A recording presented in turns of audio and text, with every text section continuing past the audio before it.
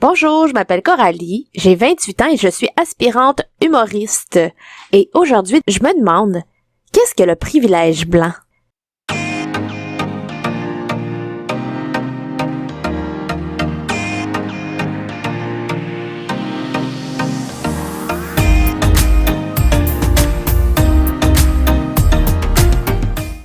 Moi, j'ai été adoptée par des Québécois. Je pense que j'avais 14 mois.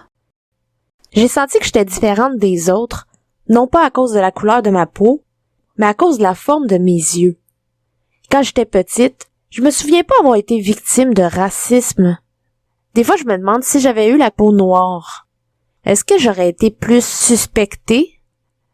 Dans le fond, je le sais pas, mais peut-être que je profite du privilège blanc.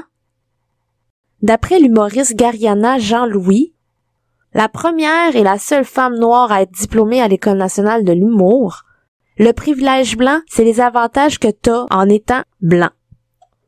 Pour mieux nous l'illustrer, Gariana nous pose les questions suivantes. Est-ce que ça t'est déjà arrivé qu'une personne hésite à te louer son logement parce que t'as pas la bonne couleur de peau? Est-ce que ça t'arrive souvent de te faire arrêter par la police pour aucune raison? Si t'as répondu non à toutes ces questions, c'est que tu jouis du privilège blanc. J'ai un texte à te partager qui a été écrit par Léopold Senghor. C'est un poète sénégalais et son poème s'intitule « À mon frère blanc ». Quand je suis né, j'étais noir. Quand j'ai grandi, j'étais noir. Quand je suis au soleil, je suis noir. Quand je suis malade, je suis noir. Tandis que toi, homme blanc, quand tu es né, tu étais rose. Quand tu as grandi, tu étais blanc. Quand tu es au soleil, tu es rouge. Quand tu as froid, tu es bleu. Quand tu es malade, tu es jaune. Alors de nous deux, qui est l'homme de couleur? J'ai de la difficulté à comprendre que l'on puisse naître avec des privilèges juste à cause de la couleur de notre peau. Quand je conduis ma voiture, je n'ai pas peur de me faire arrêter. Penser qu'il y a des personnes qui vivent ça quotidiennement, voire même souvent, m'apparaît irréel. Et pourtant, ça existe. Les privilèges sont parfois invisibles, contrairement à la couleur. Moi, je me demande, comment ça se manifeste, le privilège blanc? Vu que c'est invisible, ça doit pas paraître, ou ça doit être pris pour acquis. D'après la Revue des droits et libertés, le privilège blanc peut se manifester de différentes façons. Un des exemples qu'on peut citer, c'est la représentation qu'on a au sein du pouvoir politique. Ce qui veut dire que la plupart des personnes au pouvoir politique, c'est tous des blancs. Un autre exemple qui démontre le privilège blanc, c'est ne pas être accusé de se regrouper ou en ghetto quand on vit majoritairement avec des blancs. Exemple que t'es juste avec ton groupe d'amis, puis vous êtes juste blanc, vous allez être moins suspecté que si vous êtes toutes des noirs en groupe. On n'appellera pas ça un groupe, on va appeler ça un ghetto. Une des figures marquantes que j'aime beaucoup parler et qui a marqué l'histoire, c'est Rosa Parks, une Afro-Américaine et une militante pour les droits civiques.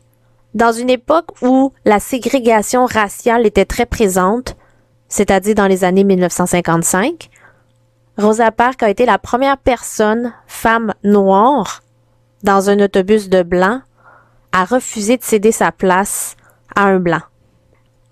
Bon, il faut savoir que à cette époque, dire non à un blanc, c'était très mal vu, car la ségrégation raciale était très présente, c'est-à-dire que les blancs restent avec les blancs et les noirs restent avec les noirs.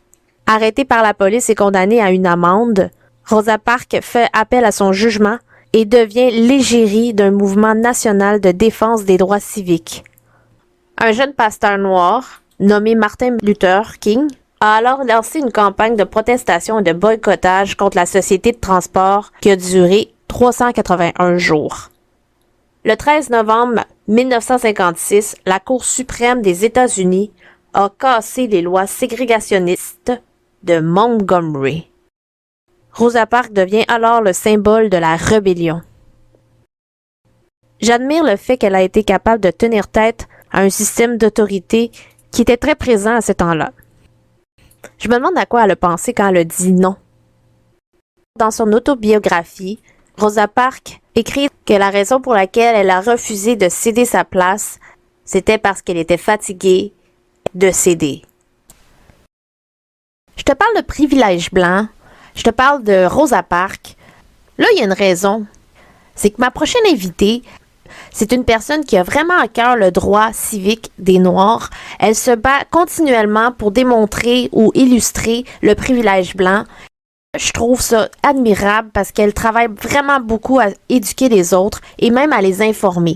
Et ce qui est intéressant, c'est qu'elle a même écrit un livre qui s'adresse aux enfants dans le but qu'ils comprennent mieux c'est quoi le racisme, c'est quoi le privilège blanc. Je tiens à te remercier d'avoir écouté ma chronique jusqu'à la fin. Mon nom est Coralie Dubois et j'espère vraiment que tu as passé là, un bon moment. Bonne journée!